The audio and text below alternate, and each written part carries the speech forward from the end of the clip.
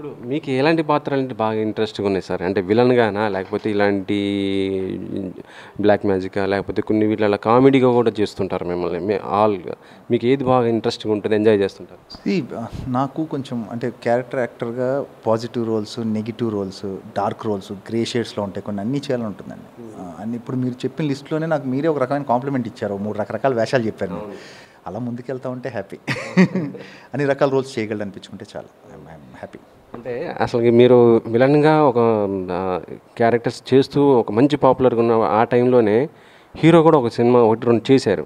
మంచి స్టోరీస్ అవి. చాలా అందరికి రీచ్ అయినాయి కదా! మళ్ళీ ఎందుకు మీరు అలా చేయలేదు? అంటే నాకు ఆ 2 ఫిలిమ్స్ చేసినప్పుడు ఆహ్, కొంచెం టైం సైడ్ చేసాం ఆ సినిమాని. కొంచెం ఎర్లీగా చేసాము. దాని తర్వాత నాకు అర్థమైందండి. అంటే నేను మీకు చెప్తే చాలా విచిత్రంగా ఉంటుందని నేను హీరో అవ్వడానికి రాలేదు. నేను విలన్ అవ్వడానికే వచ్చాను ఇండస్ట్రీకి. దాని తర్వాత ఎందుకో అనిపించింది నాకు. నేను ఈ హీరో దీనికన్నా కూడా ఈ క్యారెక్టర్స్ చేసి ఎక్కువ ఎక్స్‌ప్లోర్ చేసుకోవచ్చు నేను. ఇంకా ఓపెన్‌గా హానెస్ట్‌గా చెప్పాలంటే కొంత సేఫ్. మనకి ఎక్కువ టెన్షన్ ఇదేం ఉండదు. కొంత సేఫ్‌గా ఉండొచ్చు అన్న ఆలోచన రియలైజ్ అయ్యాను. వెంటనే షిఫ్ట్ అయిపోయాను.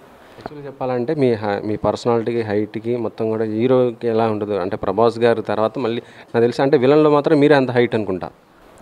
అంటే ఇప్పుడు ఉన్నారండి, హైట్ ఉన్నోళ్ళు ఉన్నారు గానీ, కాకపోతే అదేనండి. ఇప్పుడు మీకు అర్థమవుతుంది. అంటే మీరు తెలివైనోళ్ళు ఎప్పుడవుతారంటే మీకు అర్థమైందనుకోండి, అదే మిస్టేక్ మళ్ళీ చేయకూడదు. నేను ఎప్పుడైతే 'సారాయి వీర్రాజు', 'ఆవొక్కడు' 2 సినిమాలు చేసినా I realized not my cup of tea ఎందుకో. నాకు అర్థమైంది. I am good doing negative roles కానీ, క్యారెక్టర్ యాక్టర్‌గా నేను బాగుంటాను.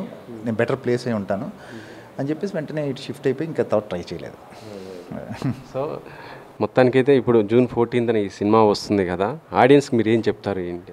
మీకు ఒక కొత్త జోనర్‌లో ఉంటుందండి ఫిలిము. జూన్ 14థ్ రిలీజ్ అవుతుంది. ఫ్యూచరిస్టిక్ ఫిలిం, టైమ్ ట్రావెల్ ఉంటుంది. First super women film. అలా అని చెప్పేసి ఎంటర్టైన్మెంట్ కానీ, కమర్షియల్ వాల్యూస్ అన్నీ కూడా ఫుల్‌గా సెట్ అయిన ఫిలిం. డెఫినెట్‌గా మీ ఫ్యామిలీతో వస్తే మీరు డెఫినెట్‌గా ఎంజాయ్ చేస్తారు.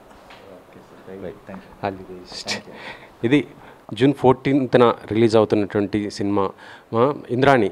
ఇది చూస్తుంటే మాత్రం అంటే ట్రైలర్ రిలీజ్ అయినప్పుడు ప్రతి ఒక్కరు కూడా దీన్ని ఏంటంటే కల్కిలాగా ఉంది ట్రైలరు అనేసి అనటం, దాంతోపాటు దానికంటే కూడా ముందు వస్తుందంటే ఇది ఏదో ఒకటి ఇంపాక్ట్ అవుతుంది సినిమాకి అని కూడా చెప్పడం కూడా జరిగింది. ఆ విధంగా ఉంది విజువల్ మొత్తం ఎఫెక్ట్స్ కానీ. మరి స్టోరీ ఏ విధంగా ఉంటుంది ఏంటి అనేది కూడా చూద్దాము జూన్ 14న. మొత్తానికైతే ఈ సినిమా ఇంటికి ఆల్ ది బెస్ట్ చెప్దాం. కెమెరామ్యాన్ పాషతో వెంకట్.